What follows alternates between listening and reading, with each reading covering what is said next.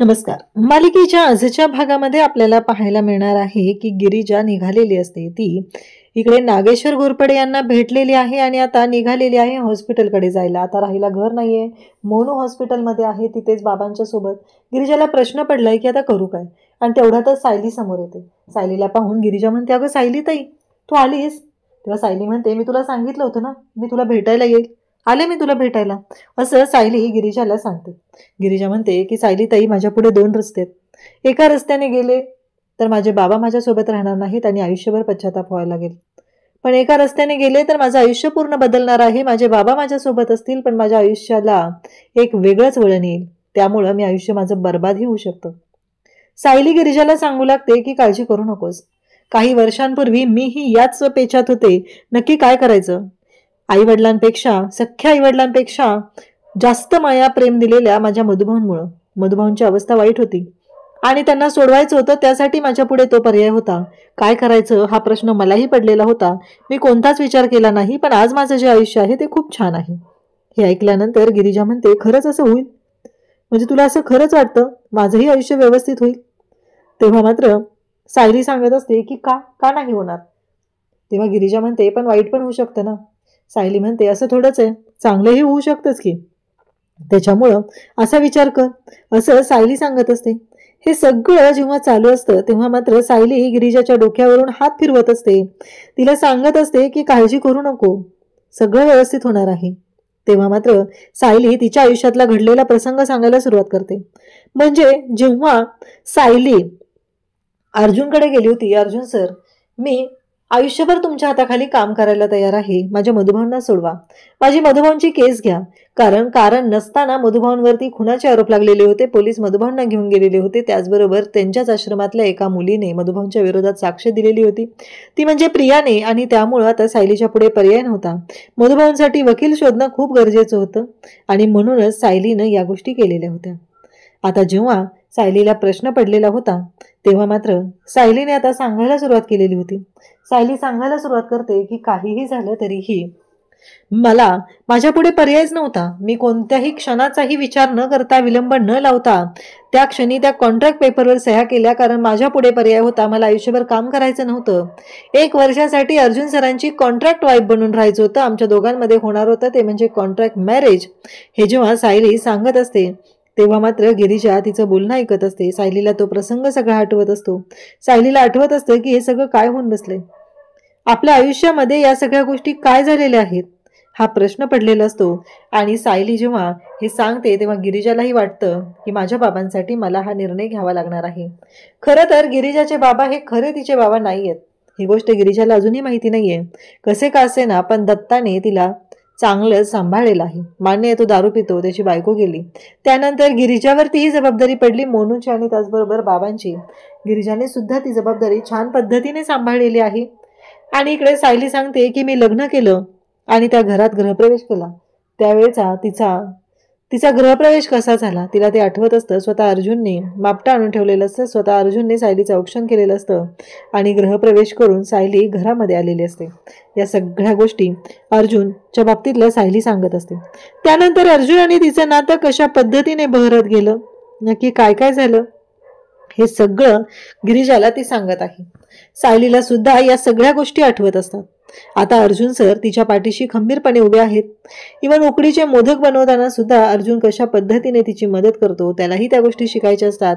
एवढा नामांकित वकील असूनही या सगळ्या गोष्टी तो मनापासून करतो, हे सायलीला जाणवत असतं. त्यासोबतच इकडे पाहायला मिळतं ते म्हणजे सायलीने ज्या गोष्टी केलेल्या आहेत त्या अगदी मनापासून केलेल्या आहेत. सायलीने कोणत्याच गोष्टींचा विचार केलेला नाही. आणि मग गिरिजाला ती म्हणते की तूही त्या गोष्टी मनापासून स्वीकार, तरच बाळा सगळं व्यवस्थित होणार आहे, असं सायली तिला सांगत असते. आता मात्र सायलीचं हे बोलणं ऐकून गिरिजा म्हणते, खरंच सायली ताई, तुला असं वाटतं सगळं व्यवस्थित होईल? तेव्हा सायली म्हणते की का नाही होणार व्यवस्थित, सगळं व्यवस्थित होणार आहे, तू काळजी नको करू, असं सायली आता तिला समजवत आहे. तेव्हा मात्र गिरिजा म्हणते की चालेल, मी विचार करेन. आता गिरिजाला विचार करायचा आहे नक्की काय होणार आहे या सगळ्या गोष्टींबद्दल गिरिजा विचार करू लागलेली असते. त्याचबरोबर आता रुद्र मंदिरात पोचलेला असतो. रुद्रला त्याच्या लाडक्या आत्याबाईचा फोन आलेला आहे आणि रुद्रला ती विचारत असते, पोचलास ना, काही हरकत प्रॉब्लेम तर नाहीये ना तिथं? तेवढ्यातच तिथे गुरुजी असतात आणि ते विचारू लागतात की तुमचे नाव? इकडे रुद्र नाव सांगू लागतो. रुद्रप्रताप नागेश्वर घोरपडे हे नाव ऐकता क्षणी तिथे उभ्या असलेल्या एका व्यक्तीला एवढा आनंद होतो की विचारही करू शकत नाही. ती व्यक्ती एवढी खुश झालेली असते. इतक्या वर्षाची माझी मेहनत, इतक्या वर्षाची माझी पूजा फळाला आलेली आहे असं तो सांगू लागतो. कारण त्याने या गोष्टीसाठी जे केलेलं असतं ते व्रत असतं आणि त्याचबरोबर या सगळ्या गोष्टी आता तिथे चांगल्या पद्धतीने घडत आहेत हे लक्षात आलेलं असतं. तेव्हा मात्र त्याचबरोबर इकडे पाहायला मिळतं ते म्हणजे जेव्हा आता गिरिजा हॉस्पिटलमध्ये आहे तेव्हा मात्र नर्स येते आणि म्हणते की तुमचे वडील गेले. त्या क्षणी गिरिजाच्या पायाखालची जमीन सरकते. गिरिजाला कळायचं बंद होतं. काय झालं माझ्या बाबांच्या बाबतीत? काय झालं? माझे बाबा असं म्हणत गिरिजा बोलायला सुरुवात करते. आणि तेव्हा मात्र इकडे गिरिजा धावत येते आणि पाहते तर काय, तिचे बाबा तिथे असतात. मशीन चालू असतं, मॉनिटर चालू असतं, मोनू तिथे बसलेला असतो. तेव्हा नर्स येते आणि म्हणते माफ करा. गिरिजा म्हणते काय सांगितलं तुम्ही, कळते का तुम्हाला? कारण गिरिजासाठी ही बॅड न्यूज असते असं सांगितलेलं होतं. आणि मग नर्स जेव्हा तिथे येते आणि गिरिजाला म्हणू लागते माफ करा, तुमच्यासारखीच ती शेजारची मुलगी आहे, तिचे वडील गेलेले आहेत. ती मुलगी ओक्साबोक्सी रडत असते. तेव्हा गिरिजा धावत बाहेर जाते. तिचे वडील गेलेले असतात. ती मुलगी खूप रडत असते. का बाबा, का सोडून गेलात तुम्ही मला एक संधी तरी द्यायची होती हो, असं ती बोलत असते. तेव्हा मात्र इकडे गिरिजा पाहते आणि तिला त्या मुलीच्या जागी स्वतः गिरिजा दिसते. तिथं तिचे बाबा आहेत. तिथं गिरिजाचे बाबा दत्तू तिला दिसतात. मोनू तिथं उभा आहे. मोनू रडत असतो. आणि इकडे गिरिजाला आठवतं इकडे नागेश्वर घोरपडेने तिला सांगितलेलं असतं की एक गोष्ट, तुझ्या बापाला मी बरा करू शकतो. तुझ्या भावाचं शिक्षण पूर्ण होईल. तुमच्या छप्पर गेलेलं आहे ते मी परत मिळवून देईल. कारण सगुणाने घराला लॉक करून चाव्या घेऊन गेलेले आहे. जोपर्यंत माझे पैसे मिळणार नाहीत तोपर्यंत मी हे देणार नाही असं सगुणाने सांगितलेलं आहे. आता गिरिजाला धक्का बसलेला असतो. मोनू तिला जाब विचारू लागतो की का केलंस तू तायडे असं? तुला होती ना ग संधी, मग का असं वागलीस तू माझ्याशी? का बाबांना वाचवलं नाहीस? हा प्रश्न पडलेला असतो. आणि तेव्हा मात्र गिरिजा आता विचार करत असते की का मी चुकले, मी असं करायला नको होतं, हे गिरिजाच्या डोक्यात सुरू होतं. तेव्हा मात्र इकडे या सर्व गोष्टी घडत असतात आणि गिरिजा तिच्या बाबांना पाहत असते. पुन्हा माघारी येते. मोनू बाबांच्या जवळ बसलेला असतो. गिरिजा दारातून पाहते. आज तिच्यावर जी परिस्थिती ओढवलेली आहे ती मात्र खूप भयानक आहे. बाबांना वाचवण्यासाठी तिला रुद्रसोबत लग्न करावं लागत आहे. घोरपडेंच्या घरात जावं लागत आहे, ज्या घरातली माणसं खोटी आहेत. इकडे रुद्र, प्रभास आणि त्याचबरोबर दत्तू या दोघांनाही बरं वाटावं यासाठी तो गेलेला आहे. तो म्हणजे कर्नाटकामध्ये एक महादेवांचं मंदिर आहे, तिथे व्रत करण्यासाठी. आता रुद्र आंघोळ करत असतो. तेवढ्यातच ते जे काका तिथं येतात, म्हणजे तो सगुणाचा नवरा आहे. इतकी वर्ष नागेश्वर घोरपडेला उद्ध्वस्त करण्यासाठी तो थांबलेला आहे. कारण जे काही घडलेलं आहे, ज्या गिरिजाच्या खऱ्या आईवडिलांना मारण्याचा जो डाव होता तो नागेश्वरने केलेला होता आणि त्याचं नाव मात्र आलेलं असतं ते म्हणजे या सगुणाच्या नवऱ्यावरती. त्याला आता कळतं की हा नागेश्वर घोरपडेचा मुलगा आहे, तर याला मी सोडणार नाही. म्हणून त्याने तो मोबाईल घेतलाय, त्याच्यावरती मोबाईल बंद केलाय. कारण घरच्यांशी संपर्क झाला नाही पाहिजे, इथं जे काही घडतंय ते घरी गेलं नाही पाहिजे, एवढंच त्याच्या डोक्यात असतं. इकडे आपल्याला पाहायला मिळतं डॉक्टरांनी आता प्रभासला चेक केलेलं आहे. डॉक्टर म्हणतात की हे बघा, आमचं असं म्हणणं होतं की तुम्ही हॉस्पिटलमध्ये ठेवलं पाहिजे, पण तुम्ही मला बोलला, तुम्ही तसं लिहून दिलं पेपरवरती, पेशंटची काय जबाबदारी असेल ती तुम्ही घ्यायला तयार आहात, म्हणून आम्ही त्यांना इथं शिफ्ट करण्याचा निर्णय घेतलेला आहे. या फाईलमध्ये सगळे डिटेल्स लिहिलेले आहेत, ज्याच्यामध्ये सगळं अगदी सविस्तर मांडलेलं आहे. त्यामुळं तुम्ही त्या पद्धतीने त्यांची काळजी घ्या. इंजेक्शनचा जो प्रश्न आहे तो सोडवला जाईल. रोज एक डॉक्टर इथे येतील आणि त्यांचं चेकअप करतील.